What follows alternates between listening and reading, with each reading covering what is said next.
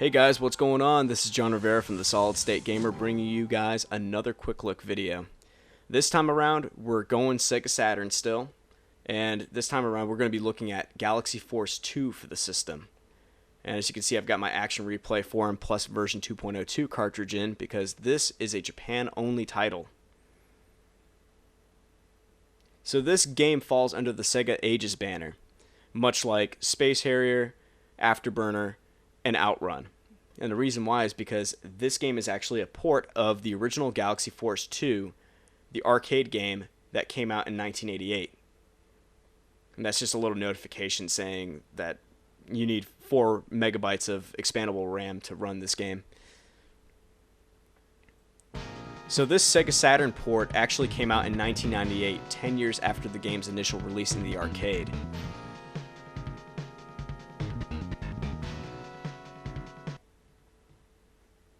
So this game is a pseudo 3D scrolling shooter that uses sprite scaling to define its 3D nature.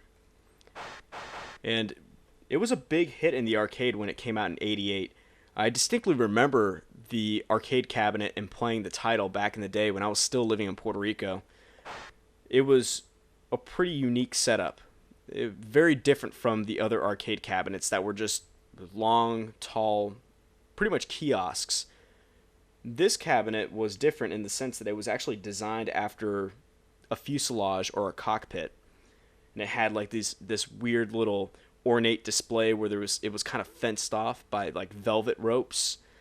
Pretty interesting. It made you feel like you're sitting in the lap of luxury playing this game, and the gameplay is something that has always stuck in my mind. So I'm glad that I finally have my hands on this game. So this is the options screen, of course. Difficulty level, I'm going to stick with normal. Here we have the background music test. Key config, you can switch between 3 predefined configurations. I'm sticking with normal. You can adjust your pitch from inverted to normal. And reverse is actually just what people nowadays call normal. And normal is what people nowadays call inverted. So I'm going to stick with normal, which is inverted because I'm not a freak.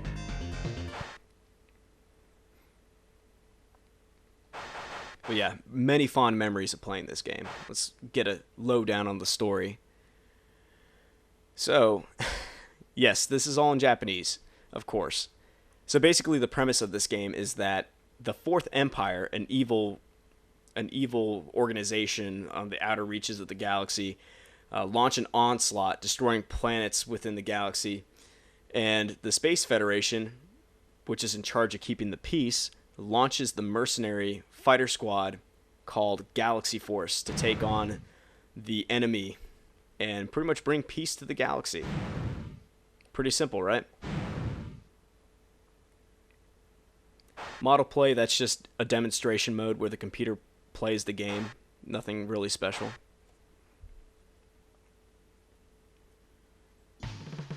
Starship Command to destroy it. So here we have a level select screen. Roger. Shield strength maximum. Now, if you play on level 1, it just scrolls through the planets like this. Whenever you complete a stage, it just moves on in that succession.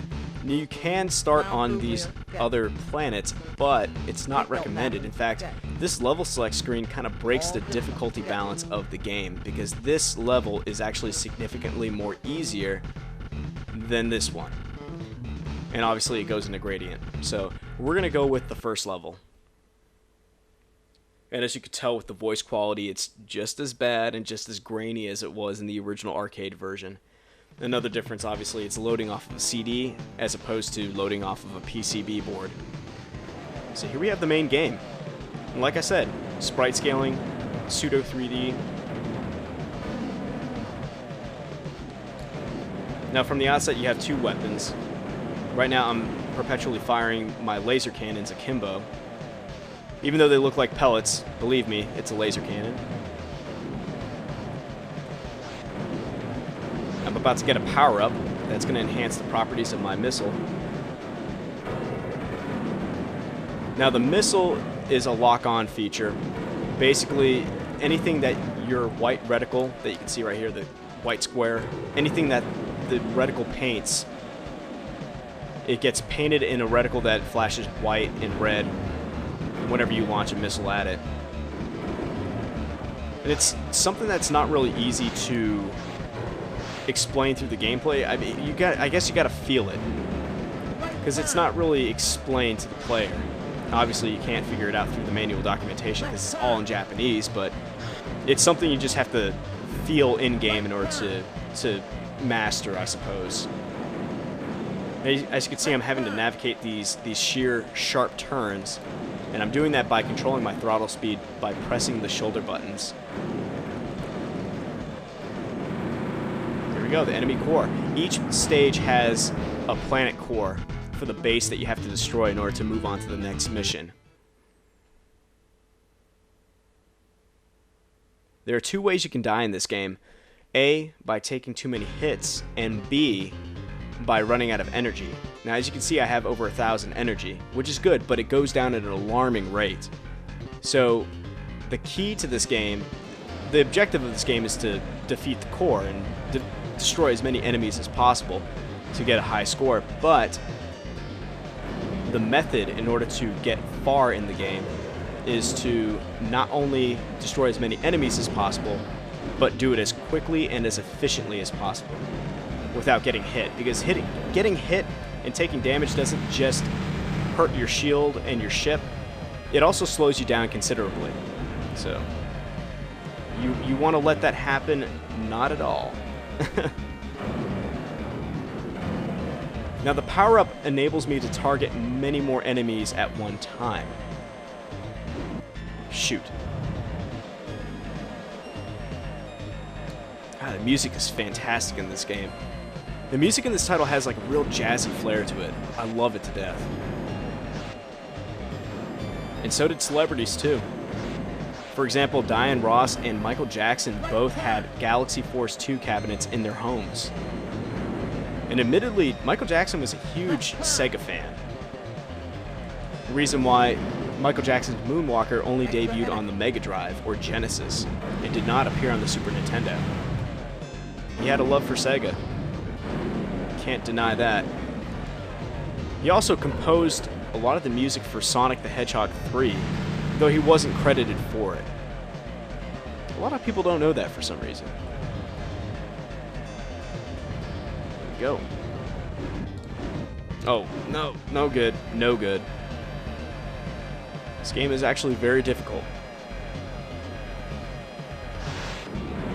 But look at what is happening on the screen right now. You see all these sprites in succession, and I mean, this is clearly a game with 3D aspirations, and they achieve those aspirations with these bare ingredients. It's actually quite impressive. And not many companies were willing to do this. Not many companies were bold enough or daring enough to try to achieve something to this effect. But Sega was crazy. The folks at Sega, they prided themselves on being very experimental.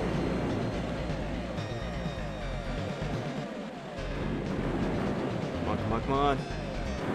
There we go. I wish that they would do more games like this nowadays, because, like I said, the aesthetic is so jarring and so unique. And whenever I showed this game to Matt and Nate Van Dyke over at the Solid State Gamer, they were kind of slack-jawed. They just like, this game is amazing to look at, just because of what is happening, the way everything is rendered. They'd never really seen anything like it. Then again, these guys are PC gamers at heart, so they're not really acquainted with classics like these. Oh, goodness. Actually, this music track right here is my favorite in the game.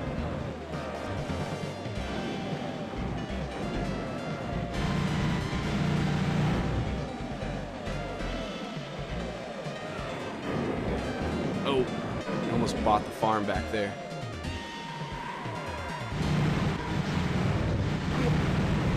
Oh, busted my shield. Have to be extra careful. And I lost my power up. Oh well. As you can see, this game is not a perfect port of the arcade version. This game does have a few problems. One of them has to do with the draw distance. Sometimes sprites and parts of the scenery will pop into view. As you saw previously, you saw me navigating a couple turns, and part of the turns, or the curbs, had flat green color on them, and that was mostly because the sprites were not rendered yet. And that's just a limitation of the port itself. There we go.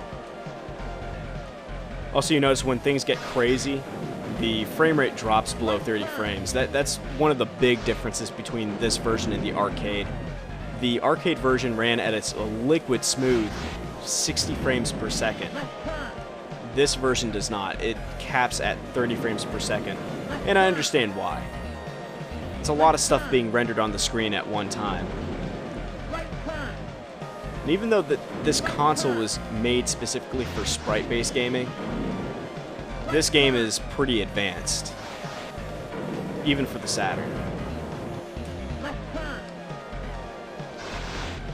So occasionally when the game is throwing a ton of crap at you, the game will slow down to like roughly 20 frames per second, but I've never seen it dip below that.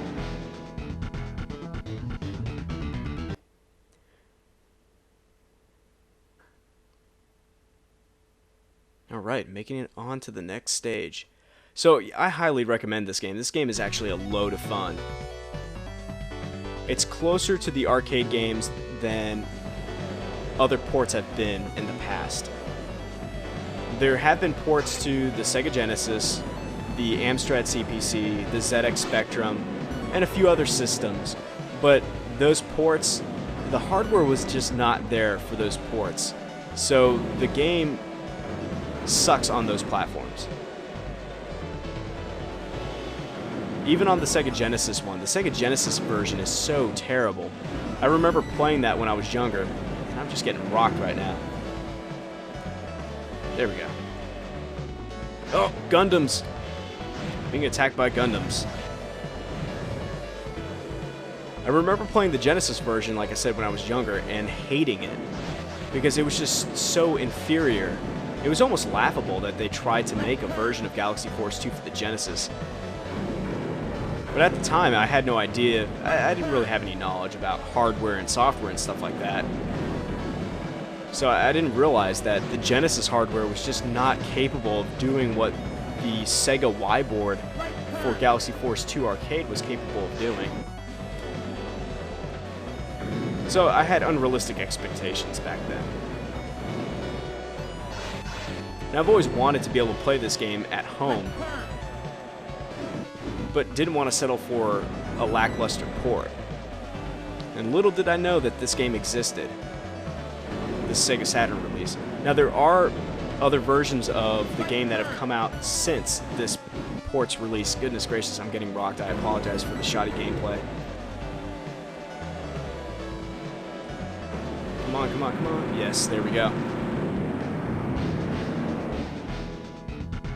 So there's a port for the Nintendo 3DS, which is quite faithful from what I am told. Same thing with the PS2 release. Now the PS2 release is a special extended edition, and from what I understand, it is the definitive Galaxy Force 2 port. Unfortunately, that game is extremely expensive, and on top of that, it's harder to run Japanese PS2 games on North American hardware than it is to run Japanese Saturn games on North American Saturn hardware. Just because of the fact that you have that expansion cartridge slot on the Saturn that's a direct feed into the motherboard. Oh goodness. Oh goodness gracious. This game's tough, folks. It's very difficult. This is a game where you either adapt or you get left behind. And that's fine. I wouldn't have it any other way. There we go. Come on, come on. There we go. Nice. This is where the game gets a little crazy with its navigation. Oh, no. Come on. But this game is fantastic. I love it to death. And I'm not going to make it, am I? Nope. Oh well. Dead.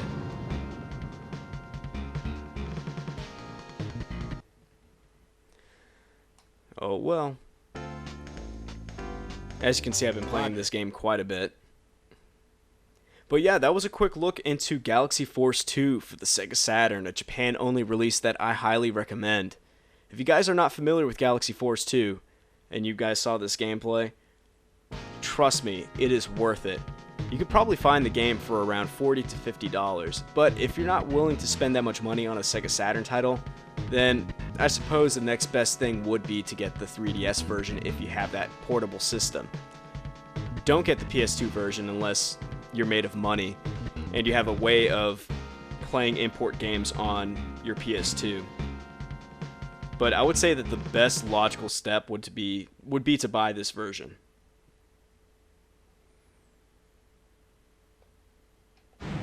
Here, let's see if I can get into the demonstration mode and I'll close it out.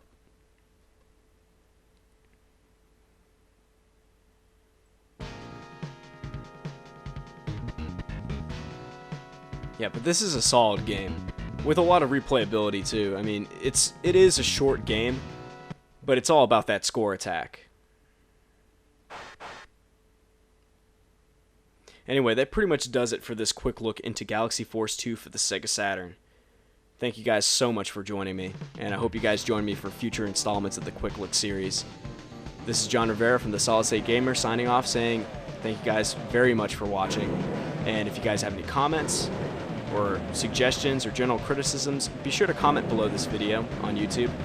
Rate, comment, subscribe for future updates, and be sure to like us on our Facebook page, The Solid State Gamer, and check us out with our main web zone, thesolidstategamer.wordpress.com, for more updates, not just in videos, but also we have a podcast that we do weekly called the Solid State ROMcast, and we do a bunch of written articles as well. So be sure to check that out, and I'll see you guys next time.